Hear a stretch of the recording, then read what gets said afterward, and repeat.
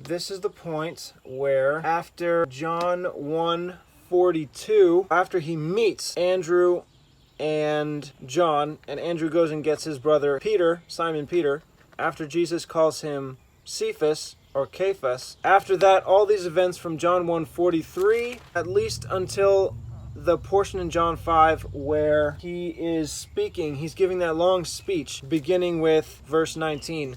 In that speech, he speaks of John the Baptist in past tense. At least until the beginning of that speech, John 2, 3, 4, and maybe even some of 5 are going to be in the timeline now. And then I'll put in the mention in Luke where it says, but Herod the Tetrarch, being reproved by him for Herodias' sake, his brother Philip's wife, he put John in prison. I don't know if this is the best place that Michael Rood put that verse from Luke when John the Baptist was put in prison. I don't know if that's the best place. While reading through these events in John, I'll keep that in mind of where might be the best place to mention that John the Baptist was put in prison. But until then, I'm just going to put everything in from John. John 1:43. The day following, Jesus go forth into Galilee and finds Philip and says to him, follow me. So, this is interesting. In a way, Philip is actually the first person who is called, because John and Andrew, or at least this is understood that it was John the Apostle, who is John the Baptist's disciple, and then when Jesus came back from his temptation, began following, and then Andrew got Peter. All three of them, John, Peter, and Andrew, they chose to follow Jesus, but it doesn't clearly say that at this point in time, Jesus called them to follow him. But it does say he called Philip. He told him, follow me. So perhaps Philip is the first disciple called. I've never heard that before. Now, Philip was of Bethsaida, the city of Andrew and Peter. Philip finds Nathanael. Jesus saw Nathanael coming to him and says of him, behold, an Israelite indeed, in whom is no guile. Rabbi, you are the Son of God. You are the King of Israel. Verily, verily, I say to you, hereafter you shall see heaven open, and the angels of God ascending and descending upon the Son of Man. Continuing on with John 2. And the third day there was a marriage in Cana of Galilee, and the mother of Jesus was there, and both Jesus was called and his disciples to the marriage. And when they wanted wine, the mother of Jesus says to him, they have no wine. My hour is not yet come. His mother says to the servants, whatsoever he says to you, do it. And there were set there 6 water pots of stone after the manner of the purifying of the Jews, containing 2 or 3 firkins apiece. Now there is something absolutely hilarious about what Jesus does in this miracle, and the fact that it's mentioned after the manner of the purifying of the Jews. Now we're going to find out, first of all, that it's a Pharisee wedding, which is going to get interesting right from the very beginning. It's a Pharisee wedding, and I'll show you how we know that. Because his mother finally turns to the servants and says, whatever he tells you to do, do it, and don't question anything, okay? Just do it. Because he said, okay, I'll provide wine, but I'm going to do it my way. And it says that there were 6 stone water pots there for the purifying of the Jews. For the purifying of the Jews. What does the term Jews mean in the Gospel of John? The Pharisee religious leaders. That's right, you can search the Torah from beginning to end, and you will never find one single word about stone water pots for purification. This is a pure rabbinic manufactured concept. And the only place you're going to find it is in the Talmud. And the Talmud tells us exactly how these stone water pots are to be used. First of all, these stone water pots are used for purifying water which has been contaminated, and it is not ritually clean. They put water in, contaminated water that's not ritually pure, and they fill it all the way to the top, to the very brim. And then they take ropes and they lower this stone water pot down into a mikvah, which is a pool of running water. And just as soon as the water of the mikvah, the baptism pool, you would think, kisses the water which is at the top of this jug, as soon as it touches it, kisses it, the rabbinic term, then it is immediately brought up and now it is made clean, ritually pure. Now, according to the Talmud, what makes water ritually impure is if it has the slightest taste of wine.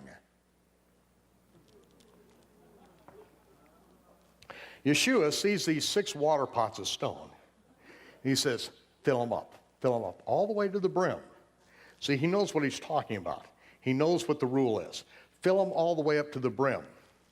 Now, take a ladle of this and take it over to the governor of the feast, who is no doubt a Pharisee, and give him some to drink.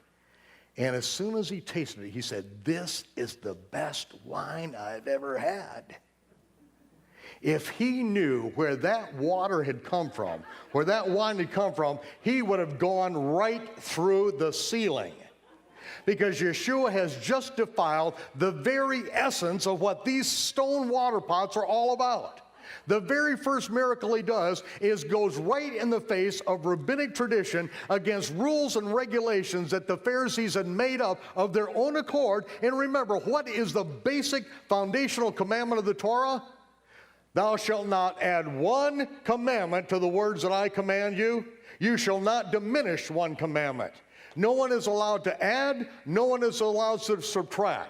Now they have made up a whole series of rules and regulations about pure water and impure water in these stone vessels and how they are to be used, and Yeshua throws it all right in their face, showing them that they have no authority whatsoever. This is nonsense. We don't understand that Yeshua is deliberately violating every man-made rule and regulation that the religious system of his day and time had come up with. This beginning of miracles did Jesus in Cana of Galilee and manifested forth his glory, and his disciples believed on him. Okay, so what he's explaining is really going on is that the manner of the purifying of the Jews, you put it in a tub, you fill up the water to the brim, the clean water on the outside touches the water at the top of the brim in the pots, and it purifies the water in the pots, and you can then drink it. If it has any taste of wine, it's unclean. But Jesus tells them, fill up the pots all the way to the brim. And then he turns it to wine, which would automatically make that water absolutely unclean. You cannot drink that. But again, this is just added. This is not in the Torah. This cleansing of water is not part of the law that God gave. This is just something that they do according to the Talmud, and they add on. So he gives them the wine, which, according to his rules, the Talmud, or these takanot, the traditions that Jesus is speaking about and absolutely blasts later on, he's drinking unclean water. But he loves it. It's great. In reality, according to God's laws, there's nothing wrong with that. Drinking water that hasn't been cleansed in their manner, and there's nothing wrong with that. So Jesus is doing a miracle. He's blessing everyone. And he's doing a good thing, even though it's in violation of their bad rules, their made-up rules that are not in line with God's ways. He is absolutely denying their rules. And he's giving to them what is good, what is acceptable by God, even if it's in violation of their rules. Now, if I was to break this down into a universal principle, I would say that, therefore, any rule back then or today that is not in compliance with God's ways, that is, made up because people thought it was a good idea, whether it's for safety or for holiness or for goodness, if it's not in compliance with God's ways and what God would have us do, if it's not based on biblical principles, then it's not worth following. It doesn't have the force of law. It is not something that we ought to be enslaved to. Now, I know exactly the argument here. I know exactly what Peter says. I know. Let's go find it. 1 Peter 2:13. I'm going to read the whole passage so that I get the context. Starting in verse 9, "But you are a chosen generation, a royal priesthood, a holy nation, a peculiar people, that you should show forth the praises of him who has called you out of darkness into his marvelous light, which in time past were not a people, but are now the people of God, which had not obtained mercy, but now have obtained mercy. Dearly beloved, I beseech you, as strangers and pilgrims, abstain from fleshly lusts, which war against the soul, having your conversation holy among the Gentiles, that whereas they speak against you as evildoers, they may, by your good works, which they shall behold, glorify God in the day of visitation." Verse 13, "Submit yourselves to every ordinance of man, for the Lord's sake, whether it be to the king as supreme, or to governors, as to them that are sent by him for the punishment of evildoers, and for the praise of them that do well. For so is the will of God, that with well-doing you may put to silence the ignorance of foolish men, as free, and not using your liberty for a cloak of maliciousness, but as the servants of God. Honor all men, love the brotherhood, fear God, honor the king. Servants, be subject to your masters with all fear, not only to the good and gentle, but also to the froward. For this is thankworthy, if a man for conscience towards God endure grief, suffering wrongfully. For what glory is it, if when you be buffeted for your faults, you shall take it patiently? But if when you do well and suffer for it, you take it patiently, this is acceptable to God." That verse 13 and on until 17, honor all men, love the brotherhood, fear God, honor the king. That, I think, could be taken too far.